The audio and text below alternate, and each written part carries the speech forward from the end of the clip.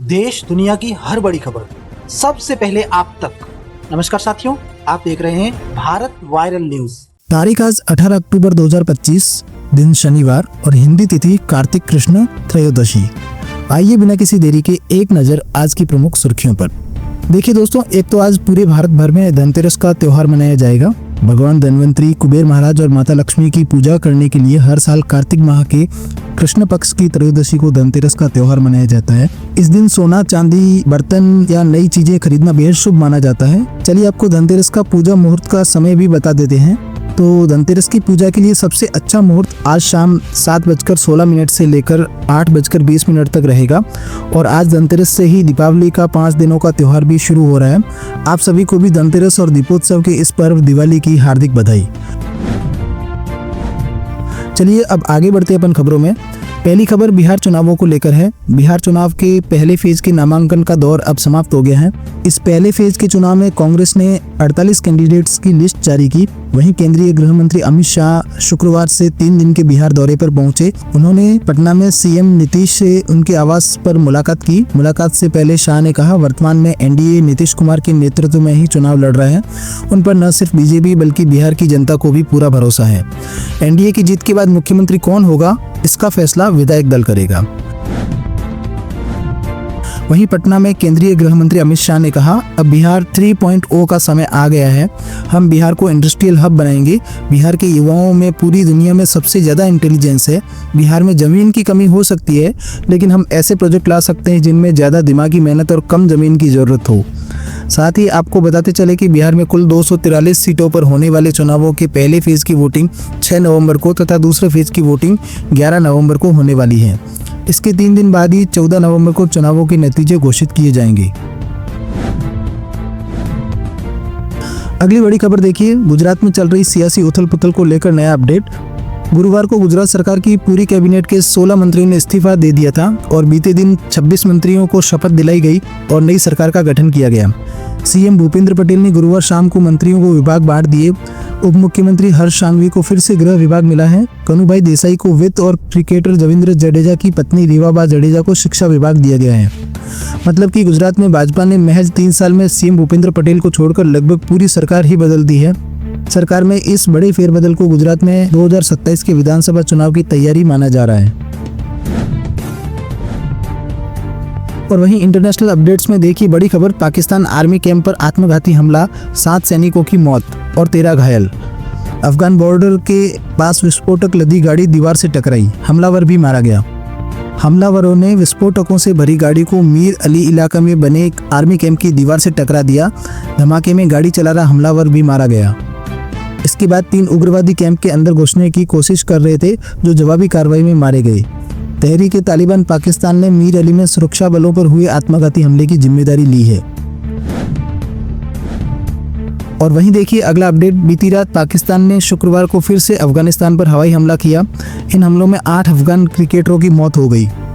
पाकिस्तान ने अफगानिस्तान के पक्तिका प्रांत में एयर स्ट्राइक की। इन हमलों में अरगुन और बरबन जिलों के कई घरों को निशाना बनाया गया। ये इलाका दोनों देशों की बॉर्डर डूरन लाइन के पास है। इससे पहले दोनों देशों के बीच 1 हफ्ते तक चले संघर्ष के बाद बुधवार शाम 48 घंटे के लिए सीज फायर पर राजी हुए थे। इसकी मियाद आज शाम खत्म होने वाली थी, लेकिन इसे आगे बढ़ाने पर सहमति बन गई थी। एक तालिबान अधिकारी ने बताया कि पाकिस्तान ने सीज फायर तोड़ दिया और पक्तिका में 3 जगहों पर बमबारी की। अफगानिस्तान इसका जवाब देगा।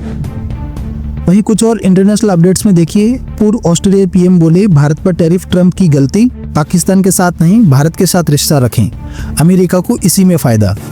ऑस्ट्रेलिया की पूर्व प्रधानमंत्री टोनी एबॉट ने शुक्रवार को कहा कि अमेरिकी राष्ट्रपति डोनाल्ड ट्रंप ने भारत पर भारी टैरिफ लगाकर गलत किया है। उन्होंने कहा, पिछले 20 सालों में अमेरिका ने इस गलती को सुधारने की कोशिश की थी, लेकिन ये टैरिफ बड़ा झटका है। एबॉट ने अमेरिका पाकिस्तान के बढ़ते रिश्तों पर भी निशाना साधा।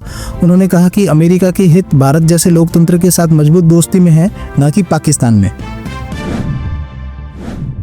चलिए अगला अपडेट देखिए, पंजाब डीआईजी की चंडीगढ़ कोठी से 7.5 करोड़ मिले, 2.5 किलो सोना, 4 हथियार भी जब्त।